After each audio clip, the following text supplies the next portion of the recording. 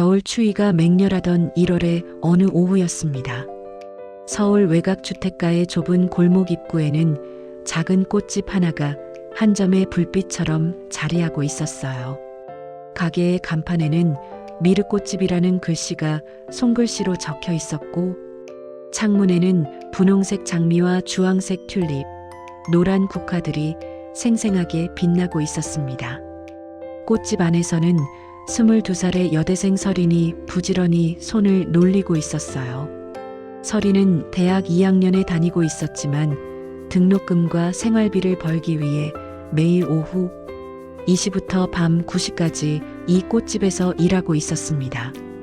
조부모 손에서 자란 서린이는 부모님에 대한 기억이 거의 없었거든요. 어린 시절 교통사고로 부모를 모두 잃은 후 할아버지와 할머니만이 그녀의 전부였습니다.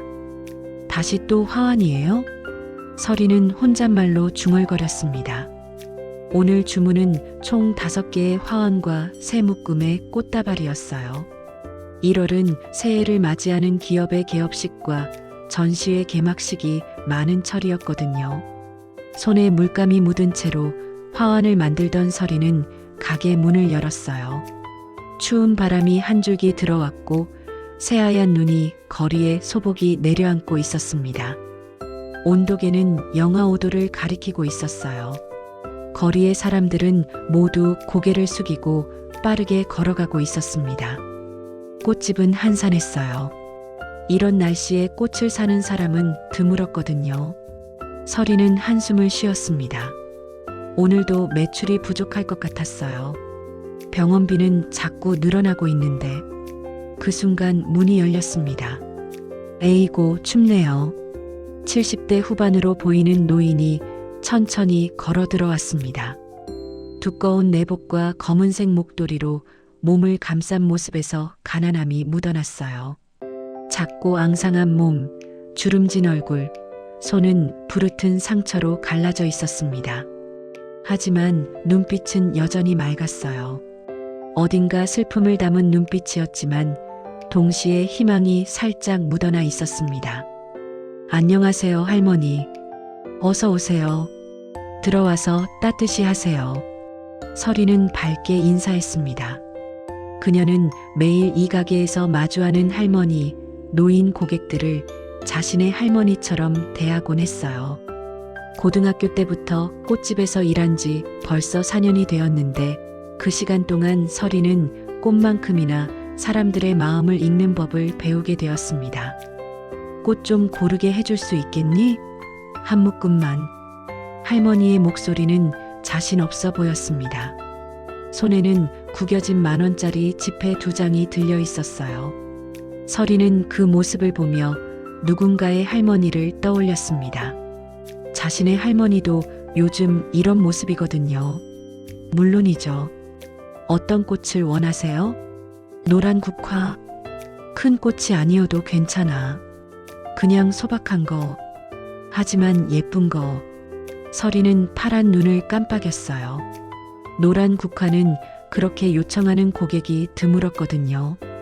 대부분 사람들은 빨간 장미나 분홍색 카네이션 또는 화려한 백합을 찾았습니다.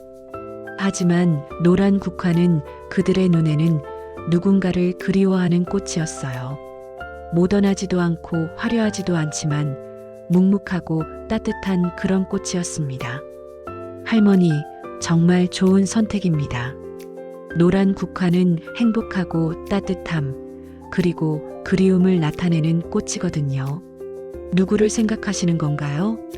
서린은 호기심 어린 표정으로 물었습니다. 할머니는 한숨을 쉬었어요. 내 아들을 생각하는 거야. 아직까지도 찾지 못한. 할머니의 목소리는 희미했습니다. 서린은 더 이상 묻지 않았어요. 대신 정성스럽게 노란 국화 7송이를 골랐습니다. 가장 싱싱한 것들이었어요. 줄기가 곱고 꽃잎이 펼쳐져 있으며 향기가 진한 것들을 엄선했습니다. 백색 포장지로 곱게 싸서 노란 리본으로 묶었어요. 완성된 꽃다발을 본 할머니의 얼굴에 미소가 피어났습니다. 주름진 얼굴에 형성된 그 미소는 마치 봄날의 햇살 같았어요. 얼마예요? 할머니, 10,000원에 드릴게요. 서리는 원래 정가의 절반 이하로 책정했습니다. 할머니가 들고 있던 돈이 정확히 10,000원 2장이었거든요. 그리고 무언가 서린의 마음을 움직인 것이 있었습니다. 그것은 노란 국화를 원하는 할머니의 눈빛이었어요. 할머니는 고마워하며 꽃을 안고 조심스럽게 가게를 나갔습니다. 눈 위에 남겨진 발자국이 하나하나 뚫려 사라졌어요. 서리는 문 앞에서 그 모습을 한참 동안 바라봤습니다. 누군가를 잃은 사람의 마음이 그런 것 같네. 그날부터 일주일에 2~3번씩 그 할머니는 꽃집에 나타나기 시작했습니다. 항상 같은 요청이었어요. 노란 국화 한 묶음. 큰 건 아니어도 가능하면 가장 신선한 거.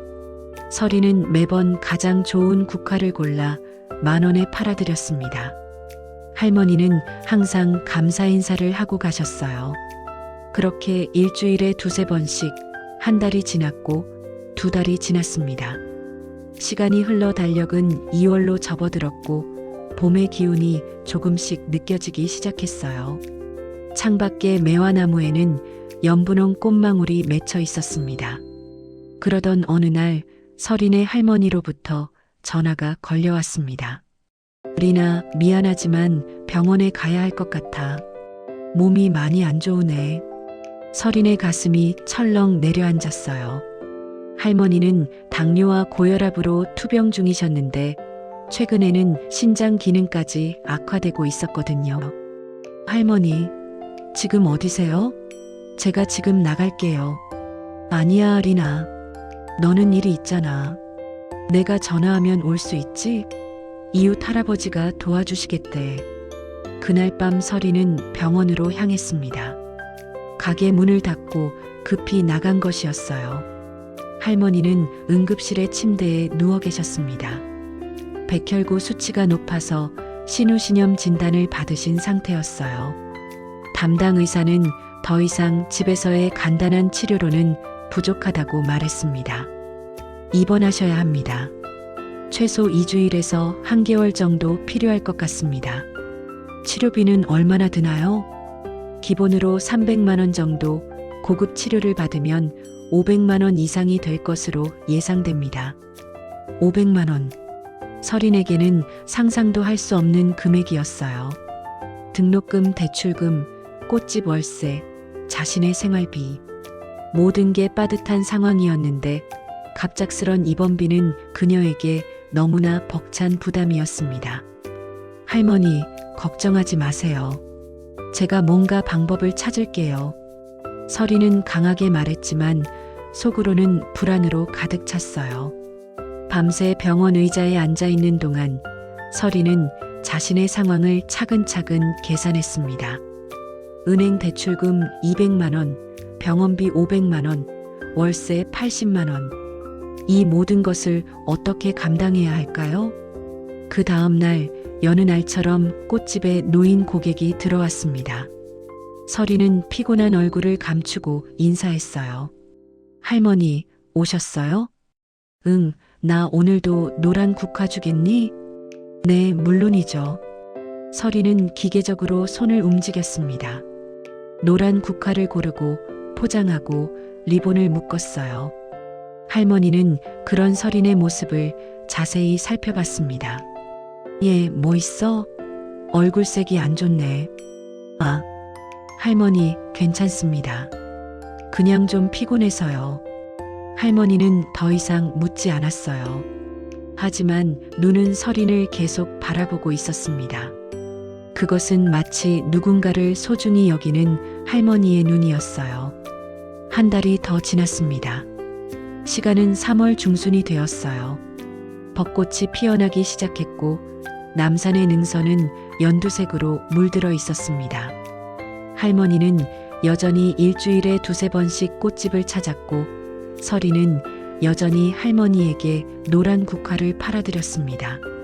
하지만 변화가 하나 생겼어요. 이제 할머니는 꽃값으로 10,000원을 줄 때가 있고 때로는 7천 원만 주고 가기도 했습니다. 그럴 때마다 서리는 웃으며 할머니, 괜찮습니다라고 말했어요. 사실 서린에게는 할머니의 경제 사정도 보였거든요. 부르튼 손, 너덜거리는 옷, 점점 야위어가는 얼굴. 할머니, 혹시 어디 아프신 건 아니세요? 어느 날 서리는 용기 내어 물었습니다. 할머니는 한숨을 쉬었어요. 마치 오래된 짐을 내려놓는 것처럼요. 예, 앉아라. 내가 너한테 뭔가 이야기해주고 싶어. 서리는 꽃집의 작은 의자에 앉았습니다. 할머니는 창밖을 바라봤어요. 거리의 벚꽃이 바람에 흔들리고 있었습니다. 내 이름은 박인순이야. 내가 지난 20년 동안 한 사람을 찾고 있었어. 내 아들이야. 그 아이는 내가 어떻게 키워야 할지 몰라서 잘못된 길을 갔어. 그리고 나를 떠났어. 아, 벌써 20년이 지났구나. 박인순 할머니의 목소리는 떨렸습니다. 나는 그 시간 동안 아이를 찾았어. 매일 밤 그 아이의 이름을 부르며 살았어. 그런데 어제 그 아이가 나한테 연락했어. 20년 만에. 할머니, 서리는 깜짝 놀랐어요. 응, 그 아이가 지금 잘 살고 있대. 가족도 있다고. 자기 딸과 아내가 있대. 그리고 나에게 물었어. 엄마, 혹시 아직도 나를 원하니? 라고. 박인순 할머니의 눈에서 눈물이 흘렀습니다. 나는 울었어. 20년을 기다린 후에야 들은 아들의 목소리였거든. 그리고 너를 생각했어. 너를 보면서 내가 아들을 키워본 것 같은 마음이 들었어. 너도 혼자이고 나도 혼자이고. 그런데 너는 이 어려운 와중에도 다른 사람을 배려하잖아. 너처럼 따뜻한 아이들이 이 세상에 많다는 게 미안하더라고. 내가 못해준 것들을. 서리는 할머니를 꼭 안았습니다. 그 순간 꽃집의 작은 공간은 마치 따뜻한 집처럼 느껴졌어요. 사흘 뒤 박인순 할머니는 다시 꽃집을 찾았습니다. 하지만 혼자가 아니었어요. 중년의 남자분과 젊은 여성이 함께였습니다. 남자는 박인순 할머니의 아들이었고 여자는 손녀였어요. 서리나, 내가 안 말했니? 내 아들이 찾아왔어. 박인순 할머니의 얼굴에는 광채가 나 있었습니다. 마치 태어난 지 20년 만에 햇빛을 본 것처럼요. 네, 할머니. 안녕하세요. 서리는 정중하게 인사했습니다. 남자는 50대 초반으로 보였고 그의 눈빛은 할머니와 비슷했어요. 함께한 여성은 대학생쯤 되어 보였습니다. 나는 박준호라고 합니다. 어머니가 자주 당신 얘기를 해서 궁금해서 왔어요. 저는 서린입니다. 반갑습니다. 박준호는 꽃집을 천천히 둘러봤어요. 작지만 정성스럽게 꾸려진 공간이었습니다. 저렴하지만 신선한 꽃들로 가득했고 벽에는 고객들이 준 감사 메모들이 붙어 있었어요. 어머니가 당신에 대해 얘기할 때 정말 좋아하셨어요. 그러다 박준호는 서린의 손을 자세히 살펴봤습니다. 손끝까지 닳아 있었고 꽃의 가시로 인한 상처가 여기저기 보였어요. 이런 작은 손으로 이 모든 일을 하고 있었군요. 박준호의 표정이 진지해졌습니다. 어머니, 이 아가씨의 사정이 어떻게 되는지 물어봤어요? 박인순 할머니는 고개를 저었어요. 아니다. 내가 먼저 말하지 말라고 생각했어. 이 아이는 자존심이 있으니까. 그때 박준호의 딸이 나섰습니다. 할머니, 저 아주머니 일 구경할 수 있나요? 꽃 만드는 거 배워볼 수 있고? 서리는 미소 지었어요. 물론이죠. 어서 와. 그렇게 그날 오후는 예상과 다르게 흘렀습니다. 박준호의 딸 하은이는 서린으로부터 간단한 꽃다발을 만드는 법을 배웠고 박준호는 꽃집의 운영 방식과 서린의 일과에 대해 물었어요. 박인순 할머니는 세 사람을 바라보며 조용히 웃고 있었습니다. 저녁이 될 무렵 박준호는 설인에게 조심스럽게 물었습니다. 혹시 당신 부모님이 계신가요? 네, 저는 어렸을 때 교통사고로 부모님을 잃었어요. 할머니께서 저를 키워주셨고, 할머니께서 지금도 함께 사시나요? 네, 하지만 지금 병원에 입원 중이셔요. 박준호는 깊게 고개를 끄덕였습니다. 내가 물론이지만 어떤 입원비가 필요한지 말씀해 줄 수 있을까요? 설이는 놀랐어요. 아, 괜찮습니다. 제가 열심히 일해서. 아니에요, 설인. 들어봐. 나는 어머니를 20년 동안 찾았어. 그리고 해야 할 일들이 너무 많았어. 그런데 당신은 그런 상황에서도 남을 돕고 있었어. 그것만 해도 내가 해야 할 일이 뭔지 알겠어. 박준호는 설인의 손을 잡았어요. 내가 당신의 할머니 치료비를 내게 해주실 수 있을까요? 그리고 당신의 등록금도 제가 도와드리고 싶어요. 그 대신 당신이 이 꽃집을 더 확장해서 어려운 학생들을 도울 수 있는 공간으로 만들어줄 수 있을까요? 설인의 눈에 눈물이 맺혔습니다. 정말로요? 응, 정말이야. 박인순 할머니가 나섰습니다. 우리가 가족이 될 수 있을까? 너 혼자가 아니어도 된다는 거 알지? 3개월이 지났습니다. 설인의 할머니는 좋은 치료를 받아 상태가 호전되었어요. 신장 기능도 안정적으로 돌아가기 시작했고, 의사는 퇴원 가능성을 이야기하기 시작했습니다. 한편 꽃집도 완전히 변신했습니다. 옆 건물 공간을 임차하여 2배 이상 확장했어요. 이제 미르꽃집은 단순한 꽃 판매점이 아니라 어려운 학생들을 위한 교육의 장이 되었습니다. 매주 토요일마다 저소득층 학생들이 모여 꽃 디자인과 꽃꽂이를 배웠어요. 박준호가 제공한 자금으로 전문 강사도 고용했습니다. 설인아, 오늘도 예쁜 수업이야. 박인순 할머니는 자주 꽃집에 들렀어요. 이제 할머니는 노란 국화 한 묶음이 아니라 꽃집에서 학생들과 함께 시간을 보내셨습니다. 4월이 되자 봄 햇살은 더욱 따뜻해졌습니다. 꽃집 창가에는 여러 종류의 국화가 함께 피어 있었어요. 하지만 그 중에서도 가장 눈에 띄는 것은 노란 국화였습니다. 설이는 매일 아침 가장 먼저 노란 국화에 물을 줬습니다. 어느 날 박준호는 설인에게 새로운 프로젝트를 제안했습니다. 설인아, 우리 이제 더 큰 걸 해보지 않을까? 전국 신계 도시에 우리 같은 꽃집을 만들고 거기서 어려운 학생들을 교육하는 프로젝트 말이야. 정말요? 응. 할머니가 20년 동안 나를 찾은 것처럼 누군가는 희망을 기다리고 있어. 우리가 그 희망이 되어주자. 박준호의 딸 하은이도 나섰습니다. 언니, 저도 도와줄 수 있어? 저도 대학에 가면 함께 일하고 싶어요. 설이는 눈물로 웃음을 흘렸습니다. 그의 여름 꽃집의 확장과 함께 첫 번째 교육생 졸업식이 열렸어요. 박인순 할머니도 참석했습니다. 할머니는 이제 깨끗이 치유된 모습이었어요. 옷도 새로 사입으셨고 얼굴에도 혈색이 돌아 있었습니다. 우리 설인아, 정말 잘했어. 할머니가 설인을 안았습니다.